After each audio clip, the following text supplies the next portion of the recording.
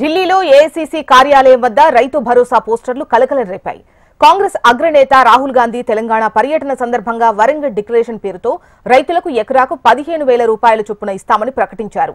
కాంగ్రెస్ అధికారంలోకి వచ్చిన తర్వాత 2024 సంవత్సరంలో రైతులకు ఒక్క రూపాయి కూడా విడుదల చేయకపోవడం, ఇటీవల సీఎం రేవంత్ యూటర్న్ తీసుకుంటూ ఎకరాకు 15,000 ఇవ్వమని ప్రకటించడంపై ఏకంగా ఏఐసీసీ కార్యాలయం దగ్గర కాంగ్రెస్ రైతు భరోసా యూటర్న్ పేరుతో పోస్టర్లు వెలిశాయి.